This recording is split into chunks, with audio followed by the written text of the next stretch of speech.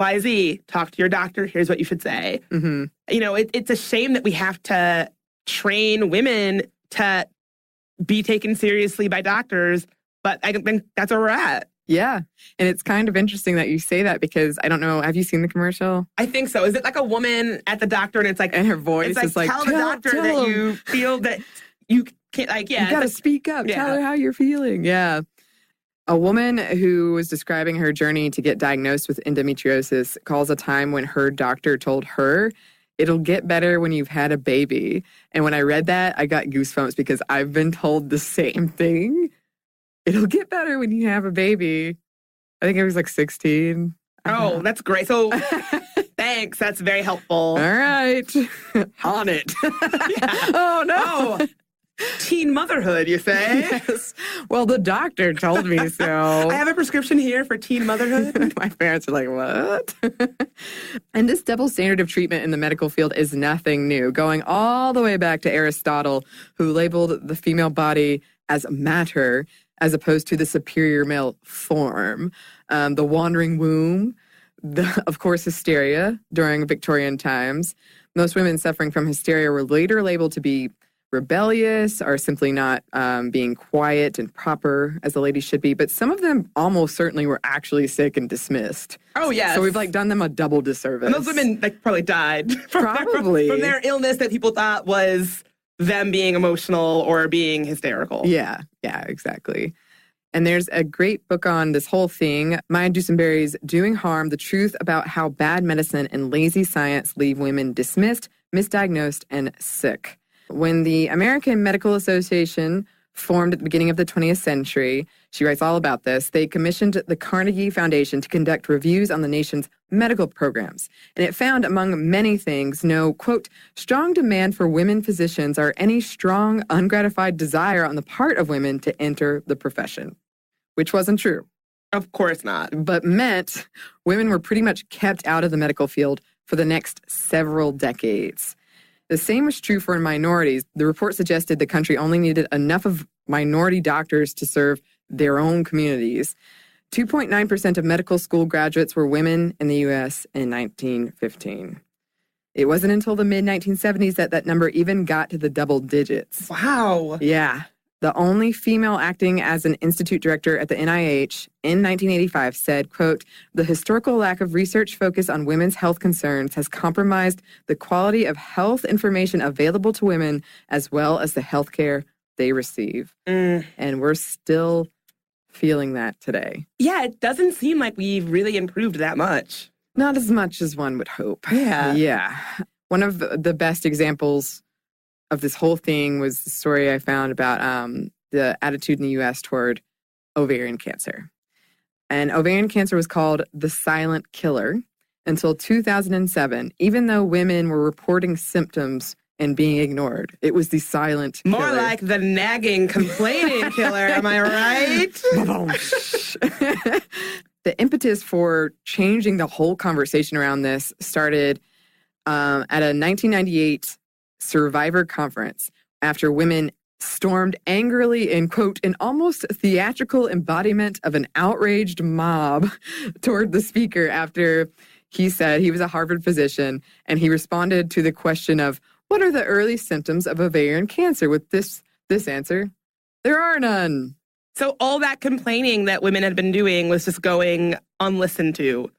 Yeah, it was a weird circular, it's the silent killer. There are no symptoms. Why didn't you speak up sooner? We could have known. I read all about it, and I was like, I'm not sure how this made sense to anybody. Right. I mean, it made sense because it's women and they're being discounted. Their agency is not considered.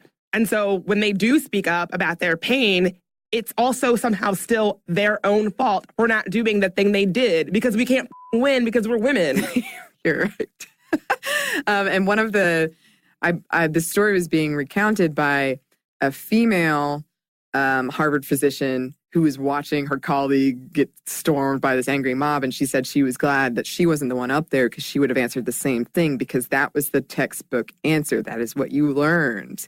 So the survivors set about changing this by sending out 1,500 surveys, and they got over a 100% response rate because recipients of the survey were forwarding it to others.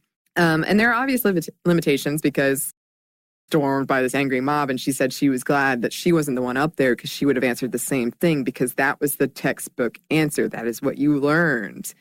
So the survivors set about changing this by sending out 1,500 surveys, and they got over a 100% response rate because recipients of the survey were forwarding it to others. And there are obvious limitations because it's survivors, it's self-selecting, but it was a start and it got rid of the silent killer nickname, and it got 4 symptoms of ovarian cancer declared in a national consensus statement in 2007. Which is so recent. It's so recent. But that shows that, unfortunately, again, we kind of have to be our own advocates and we need to talk to each other and be this community and like push for change. Yeah, I'm happy that these women did that, you know, and I think sometimes it takes a big dramatic show to get someone to listen if they just are insisting on ignoring you. It reminds me of that Zora Neale Hurston quote, if you're silent about your pain, they'll kill you and say you enjoyed it. And I think that as women, we are, even when we speak up, we have to scream just to be heard. And I think that's what these women did. Yeah. And if you're wondering why women have been left out, well, some people have said for their own good. It was sort of a benevolent sexism thing that research could be bad for you and your hypothetical fetus. Or one example somebody actually gave was there wasn't a ladies' bathroom at the research site. Oh my God. So we don't need to worry about that. Why go through the trouble? Ladies and their periods and or hormones might throw the research off. That was a very frequent reason. There could be bears and the period could attract bears or sharks. Land sharks. Yeah, you never know. You can't be too careful with bears and sharks. That is absolutely true, Bridget. You've turned me around on this whole issue. Women's bodies were frequently pointed to as being more complicated, so why spend more money studying them? Okay, so speaking of the idea of women's bodies are more complicated, friend of the show, Julia Carpenter, on Twitter, once posted this absurd passage from a novel describing a woman going to the bathroom. Here's what the passage said about the difference between men's bodies and women's bodies when it comes to taking a pee. Men, they were able to conjure it up immediately. That was one of their powers, that thunderous splashing as they stood lordly above the bowl. Everything about them was more direct. Their insides weren't the maze a woman's were, for the pee had to find its way through. And Julia tweeted this, saying, this is what happens when we let men write books. Where do men think that women's bodies are this complicated maze that pee runs through? Like, what is this? Oh, I thought that's what it was.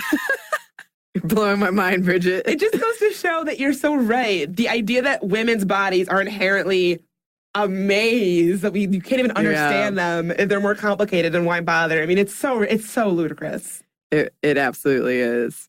And I have some more personal anecdotes. I feel like we could just turn this into our personal stories. Annie and Bridget Vagina Hour. Which basically would be a good alternate name for this podcast. It really would be. We should think about that. I'm going to pin that for later.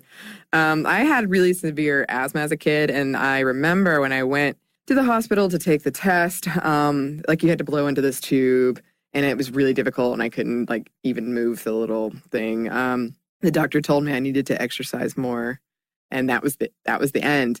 And later, I think it was a week later, I passed out at school because I couldn't breathe. I had to be taken to the hospital in an ambulance. And by the time I got there, my lips were blue. It was a much more serious situation than it had been when I went in. But they just dismissed it. The doctor, when I told him about my headaches, he said it was only in my head. And I can only hope he was going for the joke there. This whole episode has inspired me because I have had painful sex. And also, I can't wear a tampon without extreme pain. And now I kind of just took those things for granted. Yeah. That must just be me. Well, that's what I was saying with my fibroids. And I just thought everybody has periods that involve horrible pain that makes you double over. I used to regularly miss school and work. And I thought that was, I did not realize that was not a normal thing. And it took what you said earlier about the women with the ovarian cancer advocating for each other and sharing information. That is so important because we need to share what's normal and what's not. And when you're in high school, no one's talking, you're not talking with your friends about what it's like to have your period. I didn't even know that what I was experiencing was super atypical. I thought Oh, get ready for this, Bridget. I thought periods were a myth made up by my big brother in specific. And I thought that they weren't really a thing that happened. So lo and behold, May 15th, when I was in 4th grade and I was at You remember the exact day? Yes, because I was at a field trip, the Nutcracker, and I was wearing white tights. Oh, no. You better believe I remember the day. And then a month later when it happened again, I cried even worse that time because I thought it was a one-time deal. I didn't know it was most of the rest of your life. Yeah. I feel like there's still so much mystery about the female body, bodies in general too, but particularly there's a lot more to be done to understand this. And I think we dismiss too, like I've broken up in relationships over this. Over painful sex? Mm-hmm. Well, I think if you have a long-term chronic painful sex issue, it does require a partner who is sensitive and understanding and that you can communicate with. And I can only imagine that it would, if you did not have those things, having to sort out, the source of your painful sex is only exasperated by a partner who is not kind of there for you. It's hard to explain. Somebody wrote an article, I think it was the Huffington Post one I mentioned earlier, but she was just talking about how, like, even if the partner is supportive, you feel personally like you are failing. And it's hard not to, one, you start to dread just the relationship in general. And even if the person is like saying all the right things, you get in the back of your head, like, I am not living up to. So, and then you'll take it out on them and it's just a vicious thing. Yeah. And I think a part of it is also shame, feeling, I think that women especially feel shame when they're not able to perform sexually in the way that they feel they are, quote, supposed to. Yeah. And that even if your partner is super supportive, saying the right thing, we live in a society that says that women need to be, sexy for their partner, their man, or whatever, whenever, and they need to be able to do it, a certain kind of way. And I can imagine feeling a lot of internalized shame and feeling like something was wrong with me if I was not able to perform, quote unquote, in that way, because we've been pressured. If you watch TV, you would think that a woman is ready to have sex all day, every day, and that all the man has to do is basically like look in her general direction and she has an orgasm and it goes smoothly every time. And don't get me started on that. Nobody ever farts or nobody ever poops a little during anal sex or whatever. It's like you would imagine, like, if you were to take the media's interpretation of sex at face value, it's no wonder that people would internalize a lot of shame around the inability to function in a specific way. Oh, yeah. Think of all the magazine covers when you're waiting in line. Ladies, here's how to please your man doing this, this, and this. I'm like, okay. Well, we still have a little bit more to say. Hopefully some hope for the future. But first, one more quick break for a word from our sponsor. Look, y'all, I love the way my hair straightener makes my hair look, but I hate the damage it causes. That's why